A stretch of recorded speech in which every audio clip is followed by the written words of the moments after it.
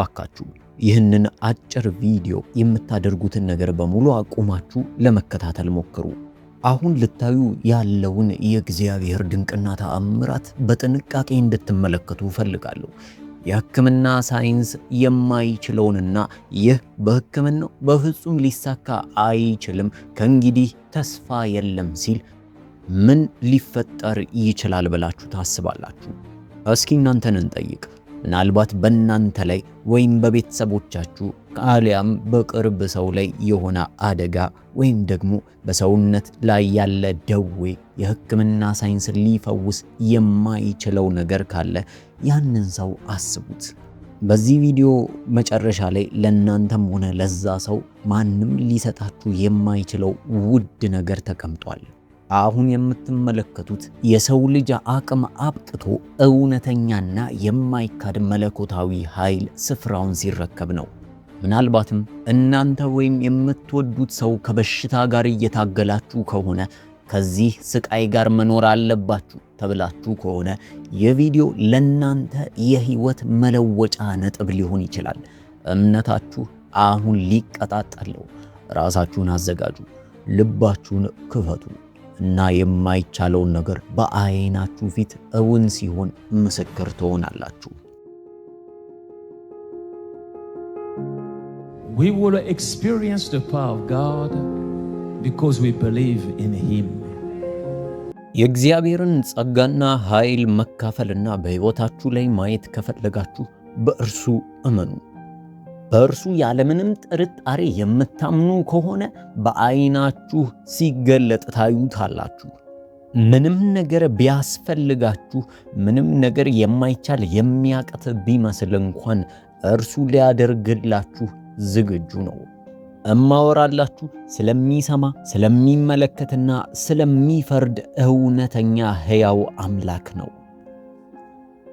ከዚህ በኋላ ነጭ ገዋን የለበሰው ዶክተር ስለ ታካሚዎቹና ስለ ህመምተኞቹ በሽታቸውን በዝርዝር ለእግዚአብሔር ሰው ለሆነው ይነግረው ጀመረ። በመጀመሪያ በክፍሉ ውስጥ ወዳለች አንድ ሴት ይሄዳሉ። ይቺ ሴት በራሷ ላይ ነጭ ኮፍያና ልብስ ደራርባ አልጋ ላይ ተኝታለች። ብዙም መንቀሳቀስ አትችልም። ሐኪሙም እንዲህ ሲለ ህመሟን ይገልጽና ያስረዳ ጀመር። She loses consciousness. She falls. ይቺ ሴት ለተወሰነ ጊዜ በሆስፒታላችን ውስጥ ቆይታለች። በሽታዋ እንደፈለገች እንድትሄድ፣ እንድትሰራ ወይም እንድትንቀሳቀስ አያደርጋትም። ሰውነቷ ይገደባል። አንዳንድ ጊዜ ራሷን ስታ ትወድቃለች። በሌላ ጊዜ ደግሞ ሰውነቷ ያለማቋረጥ ይንቀጠቀጣል። ያንን ደግሞ እሷን መቆጣጠር አትችልም። ይቺ ሴት ብዙ ጊዜ በቤተሰቦቿ ወይም ደግሞ በሚያውቋት ሰው ዙሪያ መሆን አለባት።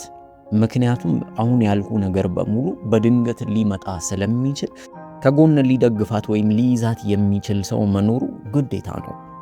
እህቷ ነች ወደዚህ ያመጣቻት። እህቷ እንደነገረችን ከሆነ በዚሁ በሽታ ምክንያት ከስራ ገበታዋ ላይ ተባራለች። ያው እኛም በአሰሪዎቿ ላይ ልንፈርድ አንችልም፣ ምክንያቱም ትሰራ የነበረው ልጆችን መጠበቅ ነው። ከዚህ በኋላ ልጆቻችንን ልጠብቂ አትችይም ብለው አሰናብተዋታል። እሷ ደግሞ የ31 ዓመት ሴት ነች። ወደዚህ ስትመጣ በከባድ የመኪና አደጋ ጉዳት ውስጥ ሆና ነው። በመኪና ግጭት ወቅት በሰውነቷ ላይ ከባድ የሆነ ጉዳት ደርሶባታል። እንዲሁም የሆድ ዕቃዋን ተርትሮታል። ማለትም መኪናው በሚጋጭ ወቅት መስታወቶች በቆዳዋ ላይ አርፈዋል። በግጭቱ ምክንያት በሚያሳዝን ሁኔታ ከሆዷ ውስጥ የሆድ ዕቃዋ ተዘርግፎ ወደ ውጪ ወጥቶ ነበር። እሱን እኛ የተቀደደውን ሰፍተን በድጋሚ ወደ ሆዷ ውስጥ መጨመር ችለናል። ነገር ግን አሁንም ለመብላትም ሆነ ለመጠጣት ይቸግራታል። ሆድ ዕቃዋ በመኪናው ግጭት ወቅት ሙሉ በሙሉ ዝርግፍ ብሎ ነበር የወጣው። አሁን እንኳን ቀዶ ጥገናውን ካደረግንላት ሰንበትበት ብለናል። ነገር ግን ህመሙ አሁንም ልክ እንደ አዲስ ነው። ምክንያቱም እጅግ በጣም ከባድ የሆነ ጉዳት ነው በሰውነቷ ላይ የደረሰው። አንጀቷ መውጣቱና መዘርገፉ ብቻ ሳይሆን ይልቁንስ በስፓይናል ኮርዷም ላይ ቀላል የማይባል ጉዳት ደርሶባታል። አሁን ላይ በአግባቡ መራመድ እንኳን አትችልም። እግሮቿ እጅግ በጣም ደክመዋል። ያው ጉዳቱ ወደ ወገቧ አካባቢ ማለትም ስፓይናል ኮርዷ ላይ ስለሆነ ስፓይናል ኮርዷ ልክ እንደ ድሮ አይነት አቅም የለውም፣ ይንቀጠቀጣል። በምትቆም ጊዜ ወዲያውኑ መንቀጥቀጥ ይጀምራል። ምክንያቱም ሰውነቷን የመሸከም አቅሙ ወርዷል፣ ደክሟል። ያው ይሄ ማለት ፓላራይዝድ ወይም ደግሞ ሽባነች ማለት አይደለም። አሁንም ህመሞች በእግሯ ላይ ሊሰሟት ይችላሉ። ነገር ግን እግሮቿ እጅግ በጣም ደክሟል፣ ስፓይናል ኮርዷ ደክሟል። በዚህም ምክንያት መቆምም ሆነ ለረጅም ሰዓት ቁጭ ማለት ፈጽሞ አትችልም። በቃ ልክ እንደዚሁ በጀርባዋ ብቻ መተኛት ነው የምትችለው። በህክምናው ቋንቋ ፓራፓሬሲስ ብለን እንጠራዋለን። እሱ ደግሞ 39 ዓመቱ ነው። የሜትር ታክሲ ሹፌር ነው። እርሱ እንደነገረን ከሆነ በስራ ወቅት የጫናቸው 4 ሰዎች በድንገት ተቀይረውበት ሊዘርፉት እንደሞከሩት ነግሮናል። መሞከር ብቻ ሳይሆን ዘርፈውት፣ ደብድበውት፣ በሹል ብረት ቀጥቅጠውት ነው የሄዱት። በሹል ብረት ብቻ አይደለም፣ ደግሞ የተለያዩ ሴንቲ ወይም ደግሞ ቢላዋ በራሱ ላይ ቀደውታል። ግራ እጁም እንዳይሰራ አድርገው ሰብረውታል ይመስለኛል። ሐሳባቸው ሊገሉት ነበር። ብቻ በጩቤ ድጋሚ የግራ ደረቱ ላይ ወግተውታል። እዚህ ላይ እንደምትመለከቱት ይህ እኛ ቀደን የሰፋነው ቦታ ነው፣ ማለትም ቢላዋ ያረፈበት ስፍራ ነው። ብቻ በአጠቃላይ እነዚህ ሰዎች እጅግ በጣም ከፍተኛ የሚባል ሊድን የማይችል ከባድ ጉዳትን በሰውነቱ ላይ አድርሰውበት ተሰውረዋል። እኛ ጋር ሲመጣ ለረጅም ጊዜ በካቲተር ወይም ደግሞ የሽንት ቱቦ ገጥመንለት ነበረ የሚጸዳዳው። ነገር ግን እሱንም ካወለቅንለት በኋላ ድጋሚ ሽንት ቤት ሄዶ መጠቀም እንደማይችልና እድሜ ዘመኑን በሙሉ በካቲተር መኖር እንዳለበት ተረድተናል። ሽንትና ሰገራውን መቆጣጠር አይችልም። አሁንም እንኳን በዚህ ሰዓት እላዩ ላይ የሽንት ጨርቅ ወይም ዳይፐር አድርጎ ነው የሚኖረው። አለበዚያ ግን ሽንቱን መቆጣጠር ስለማይችል ወይ ካቲተር ያስፈልጓል ወይ ደግሞ የልጆች ዳይፐር ማድረግ አለበት። እሷ ደግሞ በሙያዋ ነርስ ነች። ሐኪም ቤት ውስጥ ነበር የምትሰራው። አምና ጥር ወር ላይ በተፈጠረ የሞተር አደጋ ምክንያት ወደዚህ መጣለች። ሞተር ላይ ከኋላ ሆና በምትጓዝበት ወቅት ነበረ የሞተር አደጋ ያጋጠማት። በዚህም ምክንያት በቀኝ ደረቷ በኩል 4 የጎድን አጥንቷ ተሰንጥቆ ተሰብሯል። ከዛ በተጨማሪ አደጋው በስፓይናል ኮርዷ ላይ ከባድ የሆነ ተጽዕኖ እንዲፈጠርባት አድርጓል። አሁን ያለ ማቋረጥ እኛ እንኳን ልንፈታው የማንችለው የጀርባ ህመም አለባት። እንደዚህ ሁል ጊዜ መቀመጥ ይኖርባታል። ምክንያቱም ትንሽ እንኳን ዝቅ ብትል ወዲያውኑ ያ የጀርባ ህመም ማለትም ስፓይናል ኮርዷ ላይ የደረሰው አደጋ ወዲያውኑ ህመሙን ያበረታባታል። ስለዚህ እንደዚህ ያለ አቀማመጥ ብቻ ነው መቀመጥ የምትችለው። ትንሽ ጋደም ብላ ለጥቂት ደቂቃዎች እንኳን ብትቆይ መቋቋም የማትችለው ኃይለኛ ህመም ይሰማታል። ጀርባዋን እንዲደግፍላትም ልክ እንደ ማንገቻ አይነት ነገር አድርገንላታል። ከስጋ ህመሙ ባልተናነሰ ደግሞ ባለቤቷ ይህንን እንዳወቀ ወዲያውኑ ጥሏት ሊሄድ ችሏል። ከእሷ ጋር መሆን አልፈለገም። ያው እንደዚህ ያሉ ነገሮች ያጋጥማሉ። ሰዎች በታመሙና እጅግ በጣም ከባድ የጸና ህመም ሲያጋጥማቸው የሚወዷቸው ሰዎች እንኳን ሊከዷቸው ይችላሉ። ይህ ያለ ነገር ነው። ነገር ግን ከስጋዊ ህመሙ ባልተናነሰ መንገድ ይህ ደግሞ አእምሯቸውን ይጎዳቸዋል።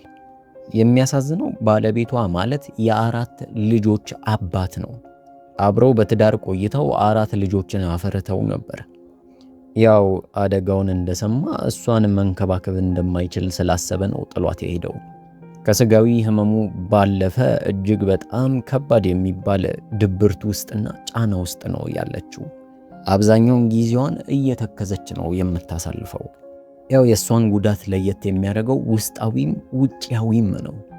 ብዙ ጊዜ ቤተክርስቲያን መሄድ ትፈልግ ነበር። ወደ ቤተክርስቲያንም እንድንወስዳት ብዙ ጊዜ ጠይቃን ነበር። ነገር ግን ሁል ጊዜ ወደ መኪና ውስጥ ልናስገባት ስንሞክር ህመሙ እጅግ በጣም ያይልባታል። በዚህ ምክንያት ወደ ቤተክርስቲያን መሄድ አትችልም። ገና መኪና ውስጥ እንደገባችና ትንሽ መኪናው ከተንቀሳቀሰ ትጮሃለች፣ ያለ ማቋረጥ ትጮሃለች። ምክንያቱም እጅግ በጣም ጠንካራ የሆነ ህመም ይሰማታል። በዚህ ምክንያት ድጋሚ መልሰን ወይ ቤቷ ወይ ሆስፒታል እናመጣታለን። ይህ ወንድማችን ደግሞ በዝርፊያ ወቅት ተደብድቦ ነው የመጣው። ይህ ሰው ንብረቱን ለማስጠበቅ ከወንበዴዎች ጋር ሲታገል በተተኮሰ ተኩስ ጥይቱ ሆድ ዕቃውን በስቶት ሄደ። ልክ ጥይቱ በሆድ ውስጥ እንደገባ ቀጥታ የጎዳው አካል ስፓይናል ኮርዱን ነበር። ያው የስፓይናል ኮርድ ጉዳይ ሲሆን ወይም ደግሞ የወገብ ችግር ሲሆን ብዙ ጊዜ በሆስፒታል ሊፈታ አይችልም። ማለትም የእድሜ ልክ ተጽዕኖ ይኖረዋል። በሕክምናው ለእነዚህ ሰዎች ምንም ልናደርግላቸው አንችልም። ምክንያቱም ከሰውነታቸው አካል ውስጥ ወሳኝና ሊጠገን የማይችል ይሆናል። ሰዎች የጀርባ አጥንታቸው ላይ ከተጎዱ እጅግ በጣም ይደክማሉ። እሱም ልክ እንደ ሌሎቹ መንቀሳቀስ አይችልም። በተፈጠሩ ኢንፌክሽኖች ምክንያት እግሮቹ እንኳን ሊንቀሳቀሱ አልቻሉም። እሱም የገዛ ሰገራውንና ሽንቱን ሊቆጣጠር አይችልም። ስለዚህ የግዴታ የሚጸዳደው ወይ በካቲተር ወይ ደግሞ በዳይፐር ነው። ኦፕሬሽን ሰርተነው ከዚህ እስከዚህ ድረስ ቆርጠነዋል። ጥይቱ የነካውን ቦታ በሙሉ መመርመር ነበረብን። ምክንያቱም ደግሞ ኢንፌክሽን መፍጠር ስለሌለበት ነው። ጥይቱ የገባው ልክ እዚህ ቦታ ላይ ነው። ቀዶ ጥገናውን የሰራንለት በቅርብ ስለነበረ ብዙም ቁስሉ አልደረቅም። ያው ቢደርቅም ግን ምናልባትም የእድሜ ልክ ተጽዕኖ ሊፈጥርበት ይችላል ብለን እናምናለን። ምክንያቱም ደግሞ በሚያሳዝን ሁኔታ ስፓይናል ኮርዱን ወይም የጀርባ አጥንቱን ስለነካው ነው። አሁን እንኳን እንደምትመለከቱት ይህ ሰው እጅግ በጣም ኃይለኛ የሆነ ህመም ውስጥ ይገኛል። እንዴት ነህ? ህመሙ እየተሻለ ነው ወይስ እየተባባሰ ነው ብሎ ዶክተሩ ሲጠይቀው ብሎ አንገቱን ብቻ በመነቅነቅ ምላሽ ይሰጣል። ከዚህ በኋላ ዋናው ሰዓት ደረሰና መጋቢው እንዲህ ብሎ ለሁሉም በማይክ ይነግር ጀመር። We can only trust God to be the healer. ልናምን የምንችለው እግዚአብሔርን ብቻ ነው። ፈውሱም ተአምራቱም ሁሉም ነገር የእግዚአብሔር ነው። እግዚአብሔር ብቻ ነው ድንቅን በህይወታችሁ ላይ ሊያደርግ የሚችለው።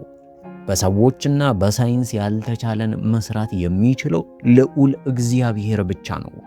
ስለዚህ እግዚአብሔር ዛሬ በስጋችሁ ላይ ያለውን ደዌ፣ በአይምሯችሁና በመንፈሳችሁ ላይ ያለውን ችግር በሙሉ እንዲፈውስ ፍቀዱለት። ኢየሱስ ክርስቶስ ይፈውሳል። አንድ ነገር እንድታውቁ እፈልጋለሁ። ኢየሱስ ክርስቶስ ሲፈውስ ምናልባት በእኔ በኩል ሊጠቀም ይችላል። ነገር ግን እኔ ምንም አቅም የሌለኝ ሰው ነኝ። ፈዋሹ ኢየሱስ ክርስቶስ ብቻ ነው። የትኛውም ሰው የትኛውም አካል ሊፈውስ አይችልም። ከኢየሱስ ክርስቶስ ውጪ ፈዋሽ የለም።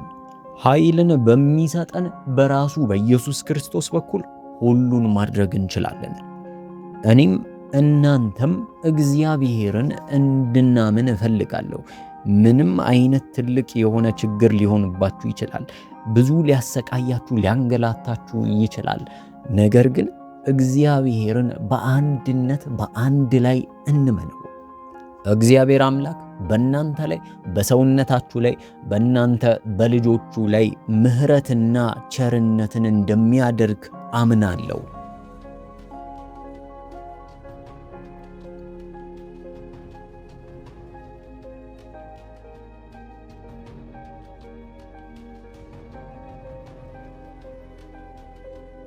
Stretch your hand as the man of God is ministering. Pray. A miracle is taking place in the name of Jesus.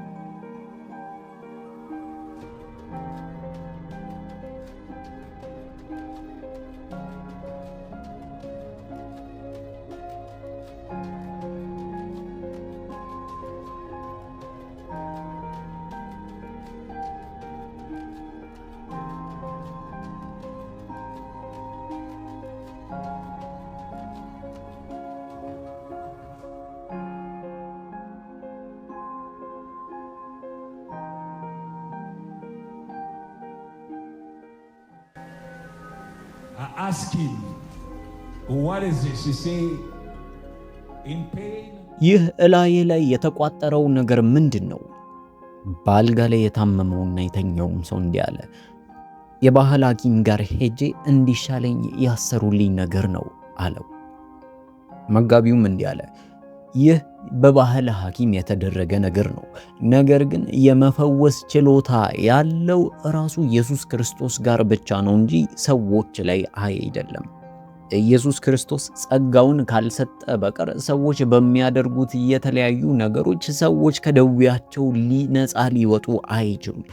እውነተኛና ትክክለኛ ነፃ አውጪ ኢየሱስ ክርስቶስ ይባላል።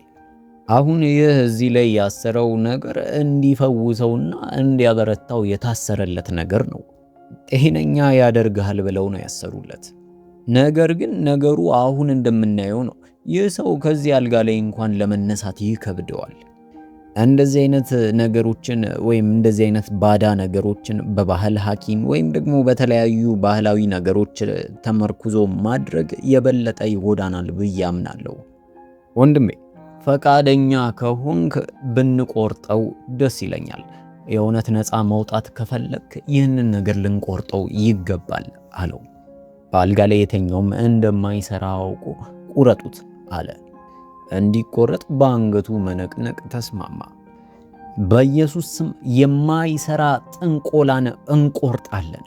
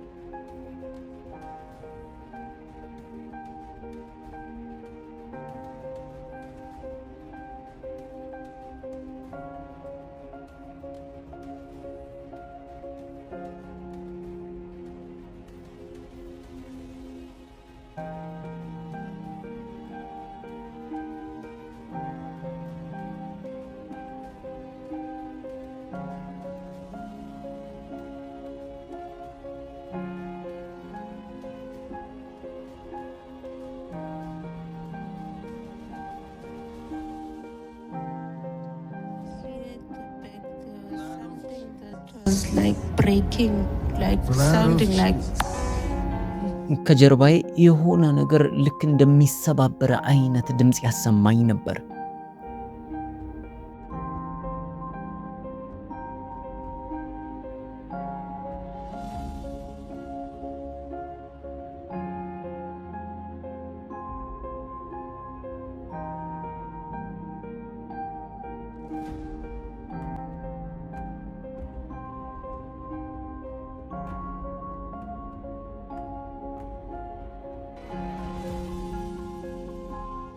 This is clever.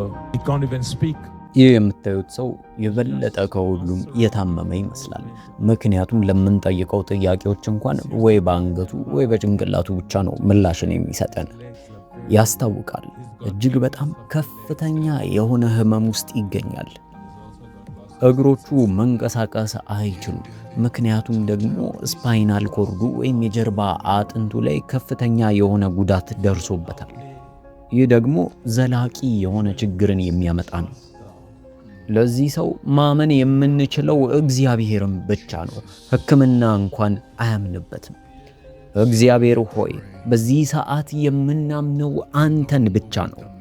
አምላክ ሆይ እባክህን ተአምራትን በዚህች ነፍስ ላይ አድርግ።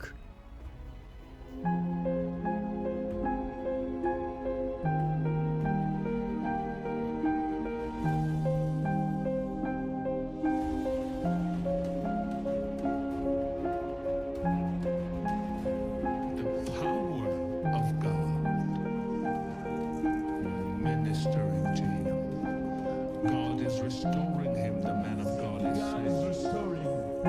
Those of us here who can feel what is happening.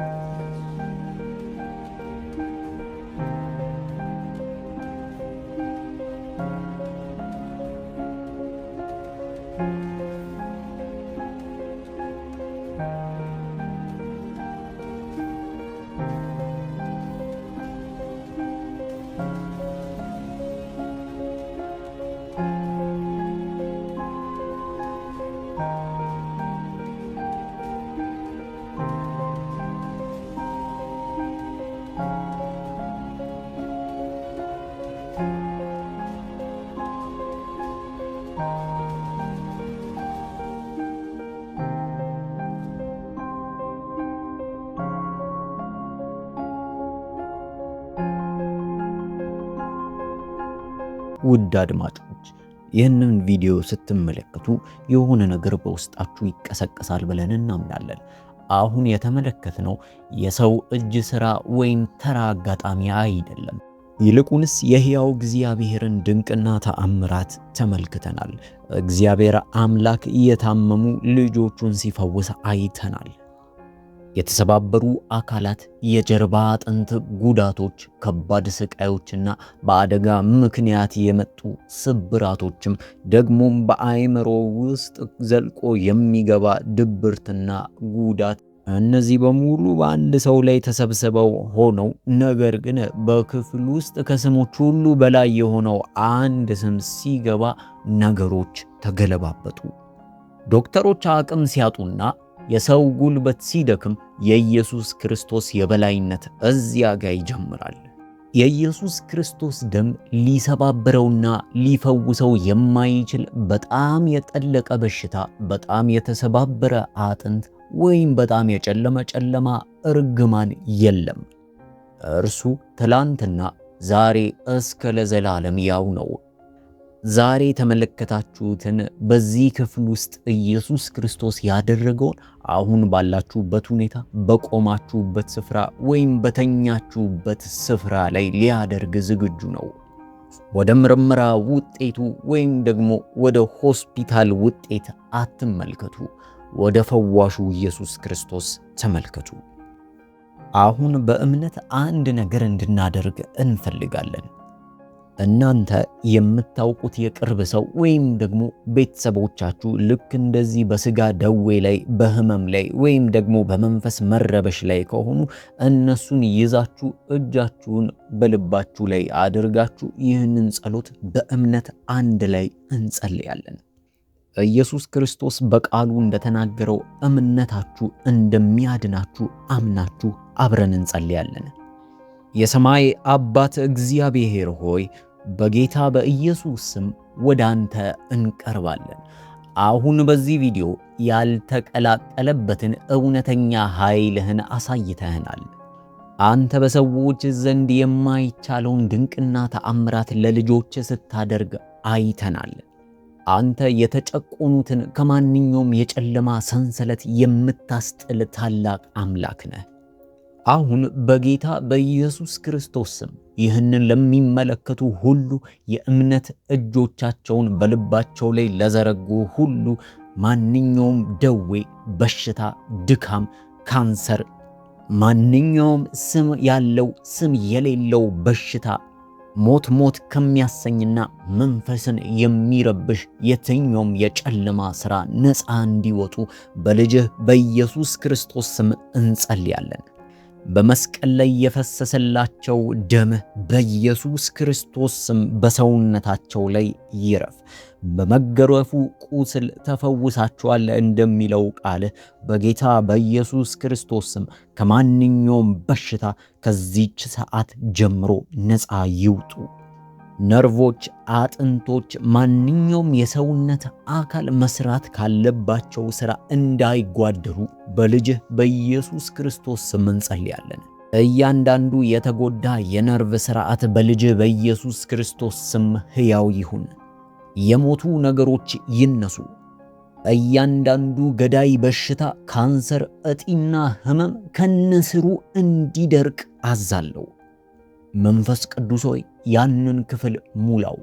እሳትህ የማንኛውንም በሽታ ምልክት ያቃጥል። ከራስ ፀጉራቸው እስከ እግር ጥፍራቸው ድረስ በኢየሱስ ደም ይሸፈኑ። ፍጹም መታደስን፣ ፍጹም ነፃ መውጣትንና ሙሉ ተአምራትን በሕይወታችሁ ላይ እናውጃለን። በታላቁና በኃያሉ በኢየሱስ ክርስቶስ ስም እንጸልያለን። አሜን አሜን። ከዚህ ሰዓት ጀምሮ ፈውሳችሁን በእምነት ተቀበሉ። ለሰው የማይቻል ለእግዚአብሔር ይቻላል። በስተመጨረሻ የሆነላችሁን በኮሜንት ሴክሽን ስራ አጋሩን። ከምንም በላይ የሥጋ ደዌ ወይም የመንፈስ መረበሽ ላለበት ለማንኛውም ሰው ይህንን መልእክት እንድታጋሩ እናሳስባለን። ሕክምናና ሳይንስ ያልደረሰላቸውን ሰዎች በኢየሱስ ክርስቶስ በኩል እንድረስላቸው፣ ነፃ ይውጡ። ስላዳመጣችሁ እናመሰግናለን። ተባረኩ።